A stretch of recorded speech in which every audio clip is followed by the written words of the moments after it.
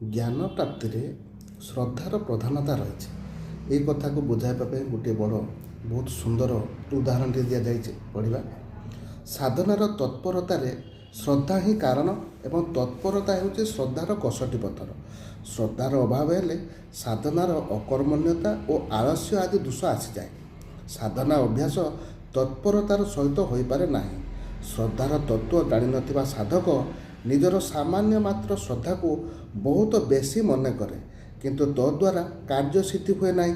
ବାସ୍ତବ କଥା ହେଲା ଏଇ ଯେ ସାଧନାରେ ଯେତିକି ଶ୍ରଦ୍ଧା ହୁଏ ସେତିକି ତତ୍ପରତା ମଧ୍ୟ ହୁଏ। ମନୁଷ୍ୟର ଧନରେ ପ୍ରେମ ଥିବାରୁ ସେ ବେପାର କରେ। ଯଦି ତାହାର ବିଶ୍ୱାସ ହୋଇଯାଏ ଯେ ସେହି ବେପାରରେ ତାକୁ ଧନ ମିଳିବ, ତେବେ ସେ ସେହି ବେପାରରେ ଏପରି ତତ୍ପର ହୋଇଯିବ ଯେ ଖାଇବା, ପିଇବା, ଶୋଇବା, ଆରାମ କରିବା ଆଦିରେ ବ୍ୟତିକ୍ରମ ହେଲେ ମଧ୍ୟ, ଶାରୀରିକ କ୍ଲେଶ ହେଲେ ମଧ୍ୟ ସେ ତାକୁ କଷ୍ଟ ବୋଲି ଭାବିବ ନାହିଁ। ବରଂ ଧନ ବୃଦ୍ଧିରେ ତାର ଚିତ୍ତରେ ଉତ୍ତରୋତ୍ତର ପ୍ରସନ୍ନତା ହିଁ ଜାଗ୍ରତ ହେବ। ଏହିପରି ପ୍ରତ୍ୟେକ କାର୍ଯ୍ୟରେ ବିଶ୍ୱାସ ହିଁ ତତ୍ପରତା ଆଣିଦିଏ। ତେଣୁ ପରମାତ୍ମାଙ୍କର ଯେଉଁ ତତ୍ତ୍ୱଜ୍ଞାନ ରହିଛି, ପରମ ଶାନ୍ତି ରହିଛି ଏବଂ ପରମ ଆନନ୍ଦଦାୟକ ରହିଛି, ତାହା ନିତ୍ୟ ବିଜ୍ଞାନାନନ୍ଦ ଘନ ପରମାତ୍ମାଙ୍କ ପ୍ରାପ୍ତିର ସାକ୍ଷାତ ଦ୍ୱାର ଅଟେ।